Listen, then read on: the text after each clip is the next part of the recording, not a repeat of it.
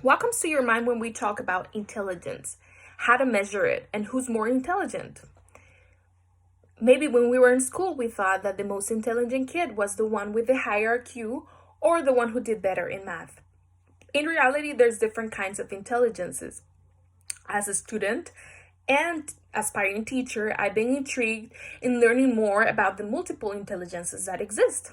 Identifying and understanding the different kinds of intelligence can help students to learn better and teachers to become more effective. So today I will talk about the theory of multiple intelligences proposed by Howard Gardner, the different intelligences that he proposes, and its impact on education. So first, I would like to start with a brief explanation on the term intelligence. Traditionally, it was believed that intelligence was something innate and something that you were born with and that could be measured quantitatively. For example, for the German psychologist Charles Spearman, this was the case. He believed in something he called the G factor or general intelligence, suggesting that intelligence is a general cognitive ability that can be measured and numerically expressed.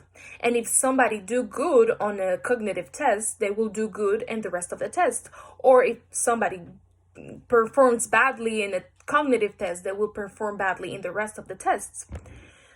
In the recent years, the concept of intelligence has been changing and challenged by different theories on multiple intelligences.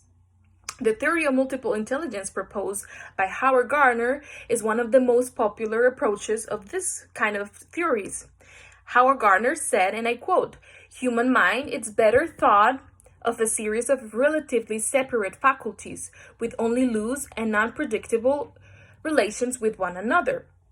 And he also defines intelligence as, and I quote, biopsychological potential to process certain kinds of information that can be activated in a cultural setting to solve problems or create products that are valued in the culture, close quote.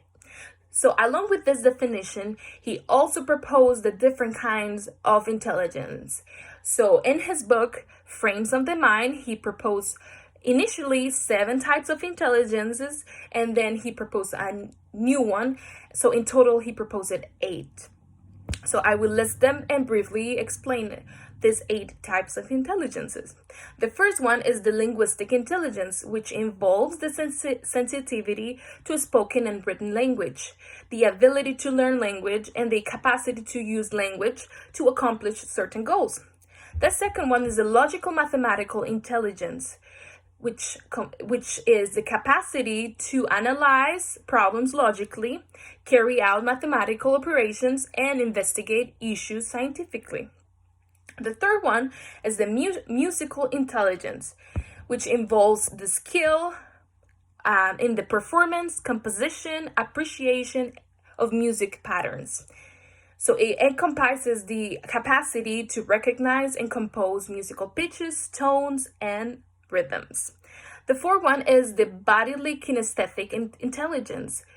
People with this kind of intelligence, they're good at body movement, performing actions, and physical control. They tend to have excellent hand-eye coordination and dexterity.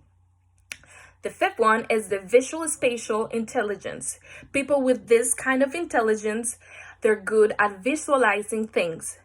They're good with directions, with maps, charts, videos, and pictures. The sixth one is the interpersonal intelligence.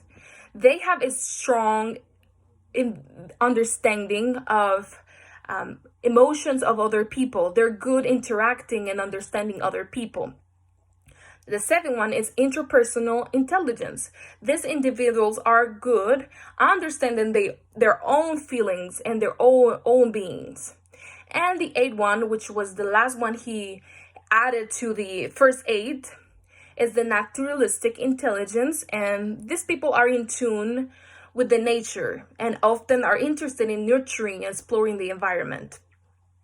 So now that we have seen what the intelligence was for him and the 8 type of intelligence that he proposes, let us see why this was so important in education. So understanding that exists intelligence besides the more typical, like linguistic or logical, can help learners and teachers to develop ways to get to them. Mandy L. Cohnhaber, she's a researcher involved in the Project Zero, which is a project that explores topics in education such as deep thinking, understanding, intelligence, creativity, and ethics. She said on regards this model, and I quote, "The theory validates educators' everyday experience as students think and learn in many ways. It also provides educators with a conceptual framework for organizing and reflecting on curriculum assessment and pedagogical practices.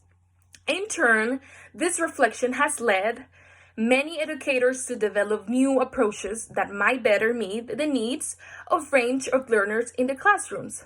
By understanding the different kinds of intelligences, teachers can be more effective understanding how to help their students." So as we have seen today, this theory can help us understand that people not only just have one intellectual capacity, but we have many kinds of intelligences, and understanding them can help students and teachers to become better at their job. So maybe the next time you think of who's the most intelligent one, maybe you can think that there's different kinds of intelligence and there's more intelligent people than you ever know when you were in school.